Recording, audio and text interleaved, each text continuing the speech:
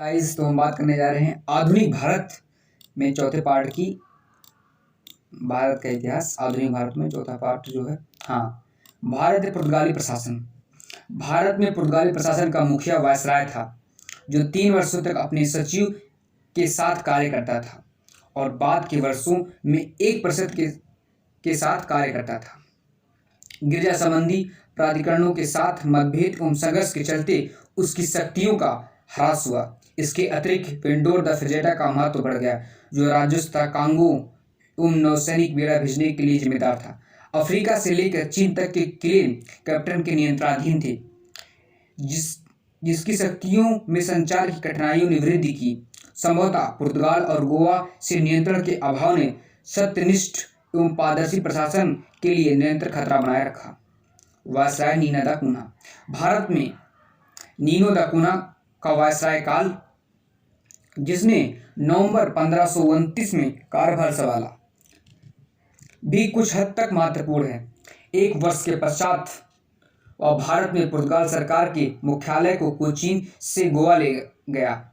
गुजरात के बहादुर शाह ने मुगल शासक हुमायूं से अपने संघर्ष के दौरान पुर्तगालियों को 1534 में बेसिन द्वीप सौंपकर उनसे मदद ली। उसने उन्हें द्वीप में बेस प्रदान करने का भी दावा किया। नीनो दा कूना ने अपने मुख्यालय के तौर पर हुगली के साथ कई पुर्तगाली नागरिकों को बसाकर बंगाल में पुर्तगाली प्रभाव में वृद्धि करने का भी प्रयास किया।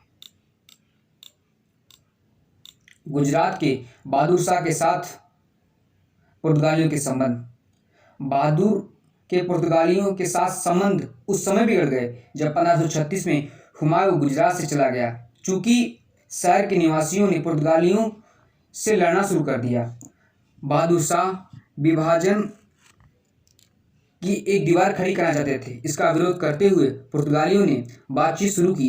वार्ता की इस प्रक्रिया के दौरान बहादुर को पुर्तगाली जहाज में बुलाया गया और मार दिया गया।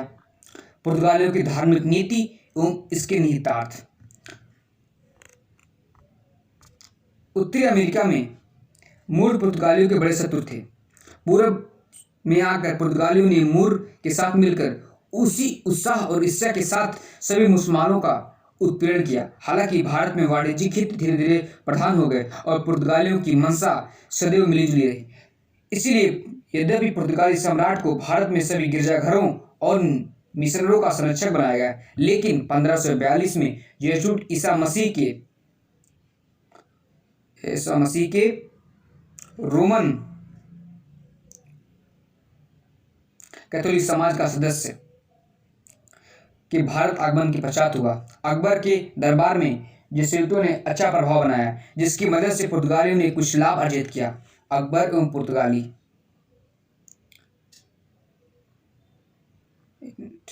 पहली बार अकबर कुछ यूरोपीय ईसाइयों नाम था कुछ पुर्तगाली व्यापारी से उस समय मिला जब उसने 1572 में कैम्बे का दौरा किया। बाद के वर्षों में सूरत में उसने फिर से उनसे मुलाकात की, जब एंटोनियो कैब्रल गोवा के वायसराय का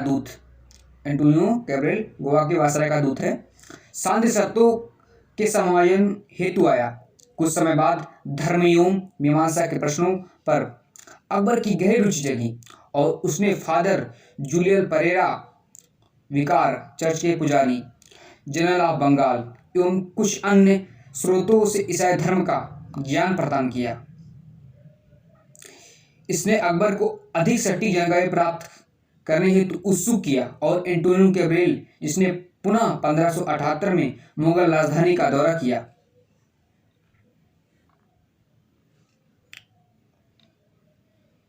भी उसके सभी प्रश्नों से संतुष्ट उत्तर नहीं दे पाया।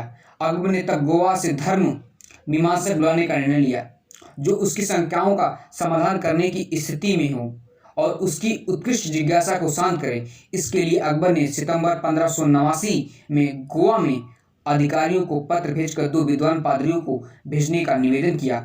गोवा में चर्च के प्राधिकारियों ने उत्सुकतापूर्वक इस निमंत्रण को स्वीकार कर लिया, क्योंकि वे इसे शासक को और साथ ही उसके दरबार एवं लोगों को ईसाई मत से ईसाई मत में परिवर्तित करने के अवसर के तौर पर देख रहे थे। अकबर के निवेदन पर 28 फरवरी 1580 को दो पादरियों रोडक्लिफो और एक्वाविवा और एंटोनियो मांसरेट फतेहपुर सीकरी पहुंचे, जो 1583 में वापस लौटे। इसी प्रकार अकबर ने दूसरे मिशन को 1590 में बुलाया, जो 1592 में लौटा। तीसरा मिशन अकबर द्वारा 1595 में बुलाया गया।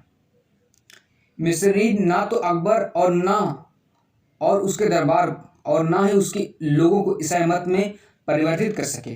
अकबर और उसके पुत्र सलीम भविष्य के जागीर दोनों ने मैरी और ईसाई चिन्हों के प्रति तथाकथित आदर भाव प्रकट किया। यह स्पष्ट है कि पादरियों पर ध्यान देना धार्मिक उत्साह का परिणाम नहीं था, अपितु यह मुख्य रूप से पुर्तगाली सैन्य सहायता सुनिश्चित करने की इच्छा से निर्देशित हो रहा था। ईसाइयों के संरक्षण के पीछे राजनीतिक मंशा। जबकि अकबर अपनी परेशानियों से उबरने के लिए पुर्तगाली बंदूकों को उधार लेने का विचार कर रहा था, उसका बेटा राजकुमार सलीम अकबर के विरुद्ध विद्रोह पर ध्यान दे रहा था और इस उद्देश्य के लिए पुर्तगाली सेना की मदद प्राप्त करने की योजना बना रहा था। ईसाई धर्म उनके लिए महत्वपूर्ण नहीं था। सभी दिखाओं या बहानों को छोड़ते हुए अकबर ने सैन्य सहायता की प्राप्ति हेतु 1601 में गोवा में एक अंतिम दूत भेजा। पुर्तगाली प्राधिकारों ने शुरू से चलने वाले इस खेल को